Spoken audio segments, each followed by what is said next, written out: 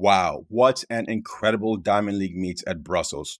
Several athletes to look at will include Kenny Bednarek, Inga Brixton in the 2,000 meters, which is weird because that event is not typically ran.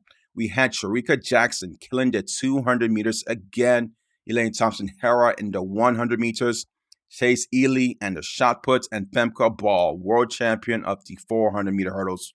I have no idea why they have the 2,000 meters, guys, but hey, folks like round numbers. Let me get the ladies out of the way. So it's ladies first, going down to up in meters by starting in the women's 100 meters. Elaine Thompson Hera really killed this race with a time of 10:84, which is her season's best. It has really been a slow start for Hera, but it is very hopeful to see her improve gradually throughout the season as she is peaking very late.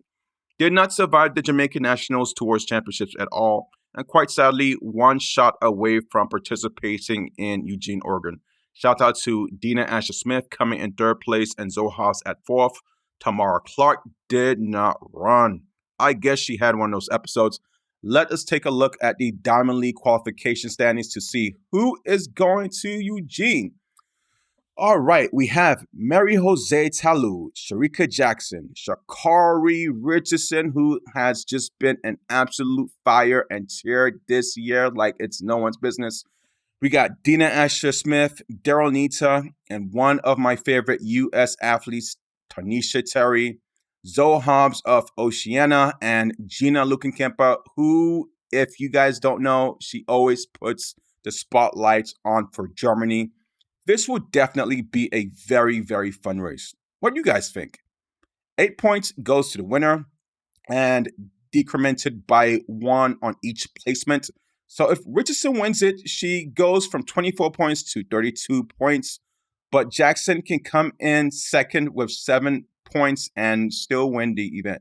But Talu only needs 3 points, which would be at 6th place to be Diamond League champion here, which technically means she can just jog this event. Now, for whatever reason, I swore more points were given at the Diamond League finals due to proximity issue of these points we are seeing. But hey, I guess they did not want to get too scientific with it. Going back to Jackson, though, she's at that last spot. So if someone drops out, a wild card might get her in the finals. And correction, not Jackson. It is Elaine Thompson Hera at that 9th spot. So, hey, one of these ladies who are doubling might say, I don't feel like doing the 100. Instead, I might do the 200, like, for example, Dina Asher Smith.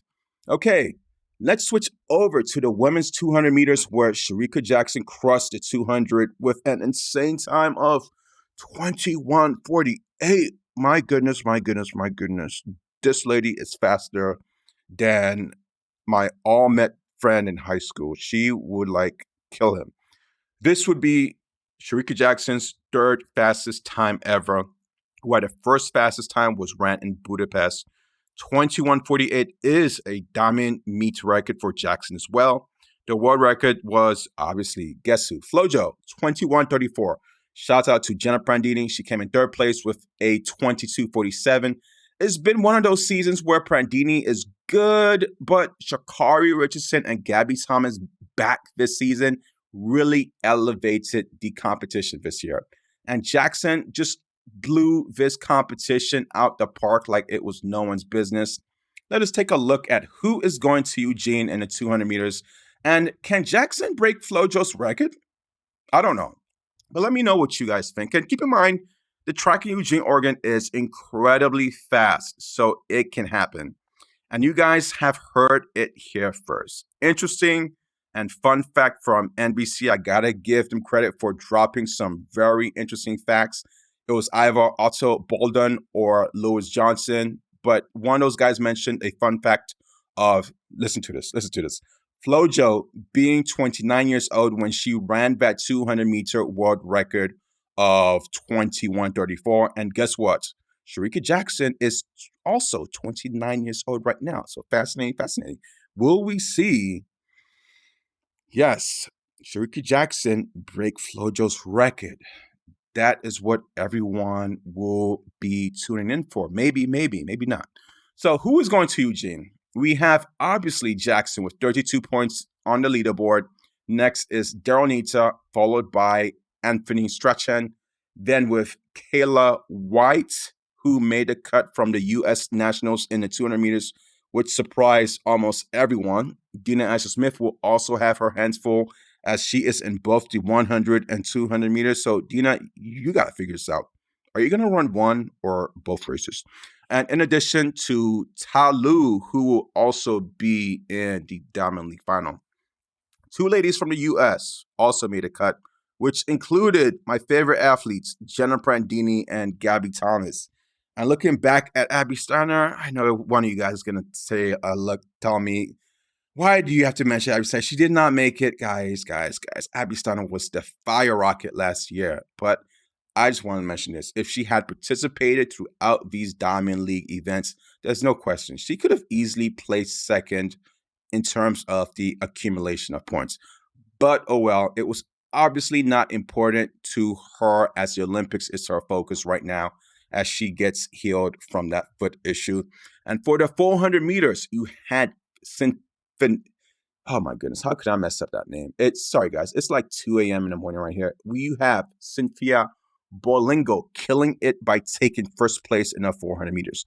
She just went out in full force like it was no one's business out there. And Leaky Clover, either she got married or they spelled her last name incorrectly, but it's now Clover.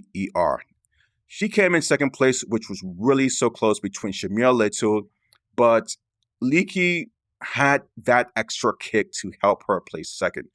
Very outstanding performance. And Little finished third. Ran the race like she's done all season with her best. And that is your 1, 2, and 3. And those hurdles pays the bills as Shamir Little has been killing it all year. Let me pull up her stats so you guys don't think I am blowing smoke. 4 out of 10 of Little's best times took place this season. Let us take a look at the qualification standings to see who is going to Eugene. And wow, you have some rocket ships on this list. Natalia Kazmarek is the leader on the board, followed by Leaky Clover, Paulino in the house at third, Candice McLeod, Shamira Little, Sada Williams, Lynn Irby Jackson, who I believe just got married this year, and that last spot is Victoria from Great Britain. This race will absolutely be on fire in Eugene, Oregon, but could you imagine if Sydney McLaughlin-Leveroni was in this mix-up? Man, oh man. Someday, Lavroni is going to take these diamonds seriously. When she does, these games are going on another level. And watch out for Talifa Diggs, as I believe she just turned pro. I expect her to be in these competitions after next year's Olympic Games. Her development has been gradual and extremely elite thus far. Now, I do want to mention that some runners appear as if they will run multiple events, but they might decide to run just one, leaving an opening for the 9th person on the standings. I will see you guys later, but let us take a look at some more things right here and jump to the 400-meter hurdles. All right. Are you guys surprised? Well, I'm not. We have Femke Ball coming in first place with a time of 52:11, setting a meet record. World champion, ran a sub 52 this season. I think Ball is going to come close to Leveroni's record pretty soon in the next few years. Ball, when flying through those hurdles as she usually does, shout out to Anna Cockrell coming in fourth place with a time of 54:29. You had Genevieve Russell and Russell Clayton running at third and fourth, respectively. And those Jamaicans, though, they are really stepping up that gear in these races, holding respectable places. If we take a look at who is going to Eugene, we have Femke Ball, Rochelle Clayton, Genevieve Russell, Shamir Little, who will be busy with the regular 400 meters as well. You also have Ayomide, Victoria Trachuk, Gianna Woodruff, who went to school in the States, and Anna Rizokova. All of these ladies will be going to Eugene. Shout out to Anna Hall, Anna Cockrell, and Delilah Muhammad. They, quite sadly, did not have enough to make the cut. I do want to cut this broadcast short, but quickly highlight a few of the guys, and I'll start to cover men's track and field gradually in the coming weeks as I get more time, but as I really focus on tuning my work environment and focus. Jakob Ingebrigtsen had a great 2,000-meter race. Kenny Bednarek showed up and showed out as well in the 200 meters.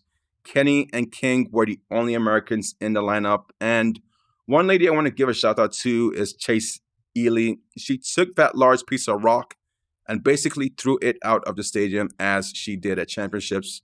And that is all for this awesome and excellent broadcast. I can't wait for Eugene.